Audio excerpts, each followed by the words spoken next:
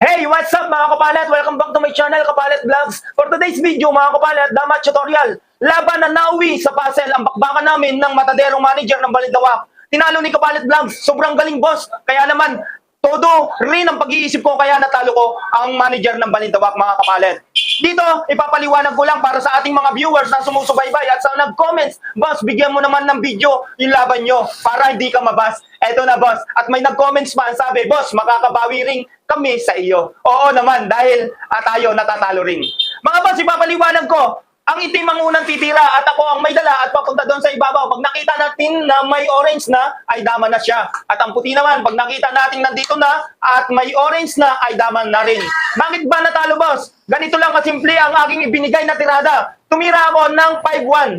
Dito sumagot ang kalaban natin. Tumira siya ng 3-13.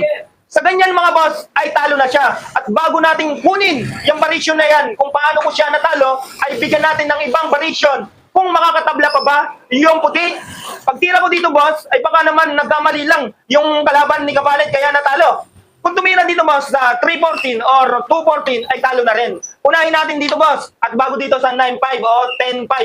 Okay, isa-isayin natin, mabilis lang.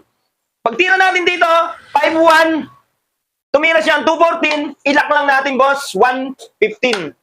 Sa ganyan mga boss, hindi na siya makatira dito. May threat kasi kakainin dalawa at makakadama na si Kapalit. Bawal. Tirada, 10-5. Kapag 10-5 mga boss, may threat na gagawin o pakanang lansi si puti. Baka matalo tayo kung magkamali. Ipapakita ko na rin sa inyo. Pag tumira tayo, 9-5, ay baka matablahan o matalo pa tayo. Kasi papakain. Kakain dalawa at papakain dito. Kakain tayo dalawa at kakain na siya ng 3 at dama na. Baka tumabla o matalo pa tayo dyan mga boss. Diba? Nakita nyo? Ibalik natin sa pormada mga kapalit para kunin natin yung ibang variation na nauwi sa puzzle yung bakbakan namin. Yes boss, nakita natin yung isang variation. Natalo siya. Pagtira natin ng 5-1. Dito sa 2-14 talo siya. Nag 3-14 siya. Ang gawin naman natin doon din sa 1-15.